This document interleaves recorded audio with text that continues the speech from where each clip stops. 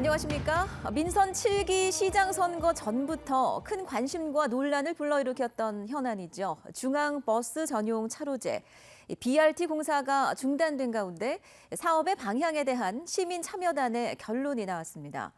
그대로 추진해야 한다는 의견이 우세해 공사가 재개될 전망입니다. 황재실 기자입니다. BRT는 간선도로에 중앙버스 전용 차로를 확보해 버스의 정시성을 높이는 체계입니다. 부산은 동래구 내성교차로부터 해운대구 운촌 삼거리까지 8.7km 구간에서 시행되고 있습니다. 하지만 BRT는 시행 이후 계속 논란을 불러일으켰습니다. 버스의 정시성과 대중교통 이용을 활성화하기 위해 꼭 필요하다는 의견과 정체를 유발하고 버스 속도 개선도 미미하다는 의견이 충돌했습니다. 오거돈 시장은 취임 뒤 중앙로 내성에서 서면까지 5.9km 구간과 해운대 운촌 삼거리에서 중앙 지하차도 1.7km 구간 공사를 일단 중단시키고 시민 의견을 묻기로 했습니다. 지난 8월 시민공론화위원회가 출범했고 먼저 2,500명을 대상으로 여론조사가 실시됐습니다. 그 결과 공사 재개가 50.2%, 반대가 42%로 나왔습니다.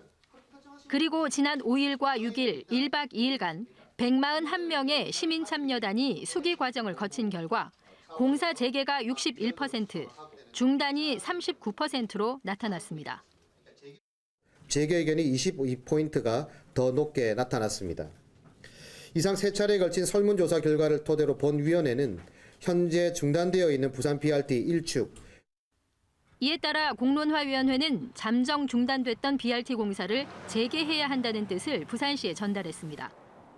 오거돈 시장은 조만간 공론화위원회 의견을 반영해 BRT 문제를 최종 결정할 것으로 보입니다. MBC 뉴스 황재실입니다. 민선 7기 오거돈 시장 취임 100일을 맞아 마련한 기획보도 오늘 마지막 순서입니다.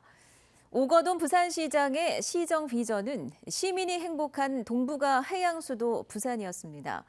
하지만 실제 시민들은 이런 시정 비전을 직접 체감하기가 어려운 모양이죠. 한마디로 알맹이가 없는 말잔치가 아니냐는 우려가 나오고 있습니다. 이도원 기자입니다. 광역단체장 취임 100일을 맞아 리얼미터가 전국 17,000명의 성인 남녀를 대상으로 지난달 28일부터 30일까지 실시한 여론조사 결과입니다. 오거돈 시장의 지지율은 36.1%로 16위를 기록해 17명 시도지사 가운데 최하위권으로 나타났습니다. 한 달 전보다 한 계단 뒤로 더 밀린 결과로 지지율이 하락하는 모양새입니다. 이유가 뭘까? 전문가들은 오거돈 시장이 취임 이후 제시한 비전들이 실제 시민들에게는 와닿지 않았던 점이 문제라고 지적합니다. 오거돈 시장의 비전마저도 지난 서병수 시장의 비전과 크게 차별화되지 못했고 특히 시민들에게 구체적으로 그들의 삶의 변화를 어떻게 이끌어낼 것인지 제시하지 못한 비전이라고 생각합니다. 일자리 만개 창출, 소상공인 제로페이 결제 시스템 구축 등이 제시됐지만 아직 구체적으로 실현된 건 없습니다. 이 밖에 남북 교류 협력 사업도 문화 교류 외엔 당장 추진할 수 있는 게 없는 실정입니다. 4년 뒤 부산 시민의 삶이 어떻게 바뀔 것이고 또 타 도시와 어떻게 차별화할 것인가에 대한 비전도 찾아보기 힘듭니다. 과거의 서시장 체제와 어떻게 다르고 그다음에 그 서시장 체제를 넘어서서 뭐 인천이라든지 서울과 같은 그런 거대 도시들과 어떻게 경쟁할 수 있는 시정이 가꿔질 거다. 뭐 이런 것들에 대한 그림 자체가 보이지 않는 부분. 시민들이 신선한 충격을 받을 정도의 혁신이 없다면 이후의 평가도 낙관하기 어려울 것이란 전망입니다. 지난 100일간의 시행착오를 감안해 앞으로의 100일 동안에는 보다 구체적인 비전 제시와 과감한 시정 혁신이 이루어져야 할 것으로 보입니다. MBC 뉴스 이도원입니다. 부산시와 울산시, 경남도 광역단체장들이 취임 100일을 맞아 동남권 경제 발전을 위해 손을 맞잡았습니다. 오거돈 부산시장과 송철호 울산시장, 김경수 경남도지사는 오늘 부산에서 열린 민선 7기 출범 100일 합동 토크 콘서트에서 동남권 상생발전 결의문을 통해 동남권을 수도권에 대응하는 초광역 경제권으로 육성시켜 국토 균형 발전을 이루겠다고 선언했습니다. 또 한반도의 평화 분위기 속에서 유라시아 출발지와 종착지로서 지리적 이점을 살려 동남권이 세계 물류 거점으로 도약할 수 있도록 협력을 강화할 것을 천명했습니다. 해외 은행에서 발급받은 신용장을 이용해서 수출환 어음을 국내 은행에 팔아 수십억 원을 챙긴 업자 2명이 구속 기소됐습니다. 수출품 가격을 최대 100배까지 부풀리는 수법으로 수출환 어음을 매매한 겁니다. 김윤아 기자입니다. 부산 세관 직원들이 엄청난 양의 손세정제를 폐기 처분합니다. 수출업자 77살 A씨가 수출하려던 항균제로 세정 기능이 전혀 없는 가짜였습니다.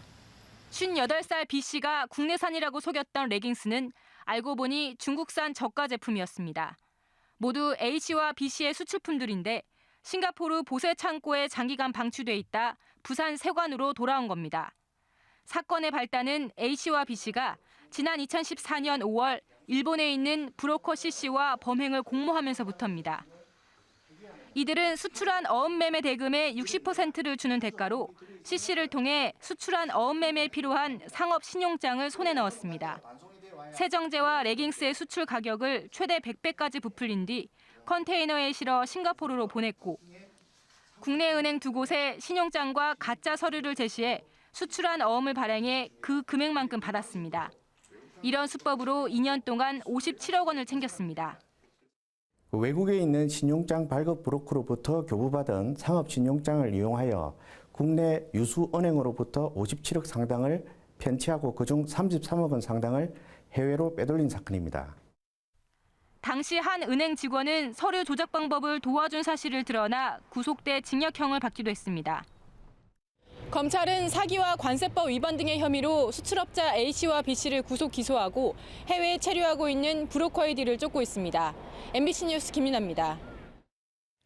요즘 백화점 가을 세일 매출이 호조를 보이고 있습니다. 지난해는 한 자릿수 증가에 머물렀던 이 세일 기간 매출액이 올해는 10% 이상의 증가폭을 보인 건데요. 특히 고가의 가전제품이나 명품 등의 매출이 높아서 주로 고소득층이 지갑을 많이 연 것으로 보입니다. 정은주 기자입니다. 추석 연휴 이후 시작된 가을 세일 기간 동안 부산 지역 백화점의 평균 매출은 지난해보다 10% 이상 증가한 걸로 나타났습니다. 지난해 가을 세일 매출 증가폭이 2~3%대, 한 자릿수에 그쳤던 것에 비하면 큰 폭으로 는 셈입니다. 명절 이후 여성복과 스포츠의류 매출이 호조를 보이면서 전체 가을 세일 실적을 이끌었습니다.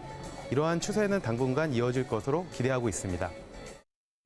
상품 군별로 보면 고가의 가전제품은 최고 50%까지 매출이 늘었고 해외 명품도 최대 30%까지 신장률을 보였습니다. 특히 모피의류의 경우 백화점마다 지난해보다 3배 이상 매출이 늘어 가을 세일 매출 상승을 주도했습니다. 서민들보다 고소득층이 지난해보다 지갑을 많이 열었기 때문으로 분석됩니다. 특히 명품이나 모피, 가전제품 같은 고가 상품 위주로 매출이 많이 늘어나면서 점포 전체적으로도 매출이 많이 좋아졌습니다. 이 같은 가을 세일 매출 증가가 연말 특수로까지 이어질지 백화점 업계에 관심이 쏠리고 있습니다. MBC 뉴스 정은주입니다. 부산국제영화제 개막 7일째인 오늘 올해 처음으로 중구 일대에서 새롭게 선보인 시민 참여형 프로그램 커뮤니티 비프가 막을 내렸습니다. 이 프로그램의 핵심 코너인 커뮤니티 시네마도 오늘 저녁 영화 양만의 무기 상영을 끝나면서 커뮤니티 비프가 준비한 영화 17편의 상영과 한국 고전 영화 사진전 등이 문을 닫았습니다.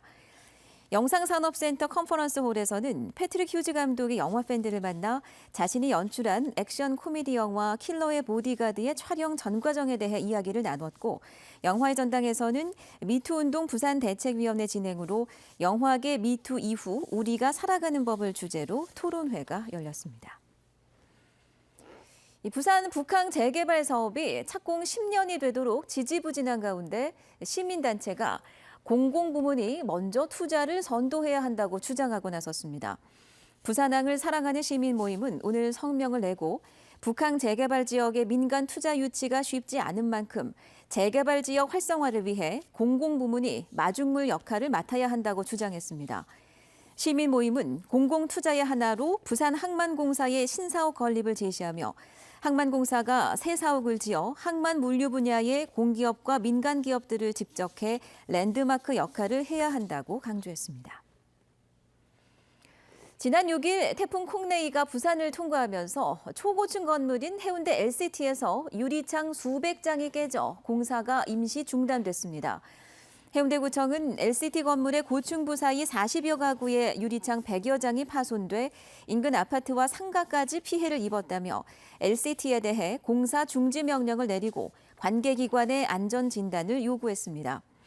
LCT 시공사는 랜드마크 타워 건물 외벽에 설치된 쇠줄이 강화 유리를 때렸고 유리 파편이 날아가 2차 피해가 발생한 것으로 파악된다며 피해 현황을 조사해 모두 복구할 계획이라고 밝혔습니다. 제3회 부산항 국제 선용품 박람회가 오늘 해운대 백스코에서 개막해 모레까지 열립니다. 이번 박람회는 32개국 430여 개 업체가 참가한 부산 국제 해양 플랜트 전시회와 함께 열려 각국의 조선 해양 산업 관계자들에게 한국의 선용품을 알리게 됩니다. 선용품 세계 시장 규모는 연간 40조 원으로 우리나라 시장은 전체의 2.5%인 약 1조 원으로 추정되며 부산항은 국내 선용품 시장의 60%를 차지하고 있습니다.